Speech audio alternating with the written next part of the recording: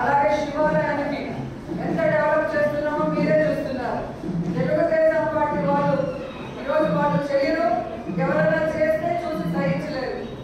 ఎంత సిగ్గులేని జన్మం అంటే ఉన్న కోనేరుని మూసేసి ఈరోజు ఆ కోనేరుని మనం కట్టేస్తుంటే అక్కడ కోనేరు కట్టట్లేదు, షాపింగ్ కట్టి కమర్షియల్ గా చేసుకుంటున్నారని కోర్టులో స్టే తెచ్చుకున్నారంటే ఎంత దరిద్రమైన మెంటాలిటీ ఉందో ఒకసారి ఆలోచించుకోండి.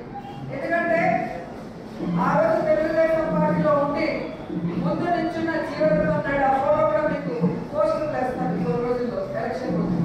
వాడే రోజు కోర్టులో కేసు వేస్తాడు. అంటే వాళ్ళ నీచమైన రాజకీయం ఎలా ఉంటుందో ఒకసారి మీరు చూడండి. అలాగే Chellapalli road Telugu Desam party councillor తీసుకొని అది చేయకుండా అక్కడ ప్రాంతంలో ప్రజలకు ఇబ్బంది పెడుతుంటే మనం జనరల్ ఫండ్స్ నుంచి పెట్టి టెండర్ పెడితే టెండర్ వాళ్ళే వేసుకొని అది మళ్ళీ జరగకుండా కోర్టులు వేశారు. అంటే వర్కులు చేయరు, చేసే వాళ్ళకి అడ్డం వచ్చి కోర్టుకు వెళ్ళి స్టే తీసుకొస్తారు. కాబట్టి ఇవన్నీ కూడా మీరు మైండ్లో పెట్టుకోవాలి. మనం ఎంత సంక్షేమం ఇస్తున్నాం, ఎంత అభివృద్ధి ఇస్తున్నాం, ఇంకా చేయాలనుకుంటే ఎలా తెలుగుదేశం పార్టీ వాళ్ళు అడ్డుపడుతున్నారు అంటే మీరందరూ కూడా యాక్టివ్ అవుతేనే కానీ వాళ్ళకి భయం ఉంటుంది. మీ ఊర్లో మీకు ఏం కావాలో మీకు తెలుసు.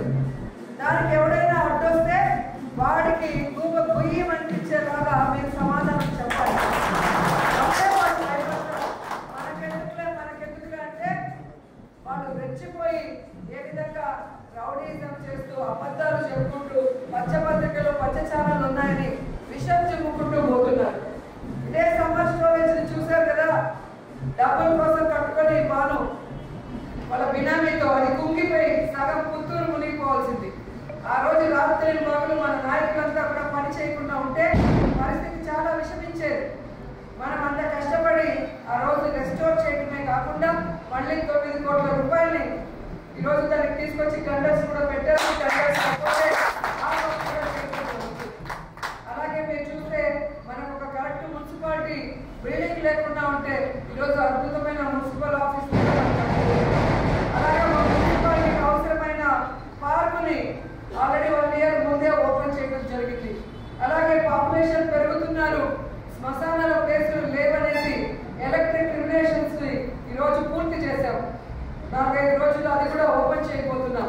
ఎందుకంటే మనం బతికినప్పుడు గౌరవం ఉంటాము, చనిపోయినప్పుడు కూడా అంతే గౌరవంగా దహన కార్యక్రమాలు చేయించాలన్న ఒక మంచి ఉద్దేశంతోనే ఈరోజు ఆ ఎలక్ట్రిక్ రిలేషన్ మొత్తం కూడా మన రేణిగుంటలో మీరు చూస్తుంటారు ఆనందధామం అని చెప్పి. ఆ విధంగా శ్మశానం అనగానే ఒక భయం, ఒక వైరాగ్యం, ఒక అసహ్యం అనేది లేకుండా అక్కడికి కూడా ప్రశాంతంగా వెళ్ళి దహన కార్యక్రమం చేసుకునే విధంగా అద్భుతంగా అది కూడా చేసిస్తున్నామని కూడా ఈ సందర్భంగా తెలియజేసుకుంటున్నాం. అలాగే మైనారిటీ సోదరులతో పాటు ఎవరైనా కూడా అక్కడ శుభకార్యాలు చేసుకునే విధంగా షాదీ మహల్ని కూడా చాలా అద్భుతంగా కట్టడం జరిగింది. మన అంజాద్ బాషా గారు, జకియా గారు వచ్చి షాక్ అయ్యారు.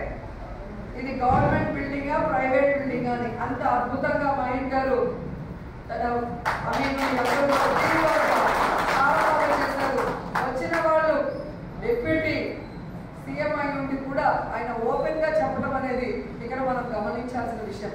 ఒక చిన్న టౌన్ లో తక్కువ ముస్లిమ్స్ ఉన్న ఏరియా అయినా కూడా ఈరోజు అంత అద్భుతంగా మనం కట్టగలుగుతున్నాము అంటే మీరు నన్ను 2 సార్లు గెలిపిస్తే జగనన్న నన్ను మంత్రిగా ఆశీర్వదించాక ఇక్కడికి కావాల్సిన ప్రతిదీ కూడా కోరిన వెంటనే జగనన్న మనకి చేసిస్తున్నాడు కాబట్టి మనం చేసుకోగలుగుతున్నాం. ఈ అభివృద్ధిని ఇలాగే కొనసాగించాలి.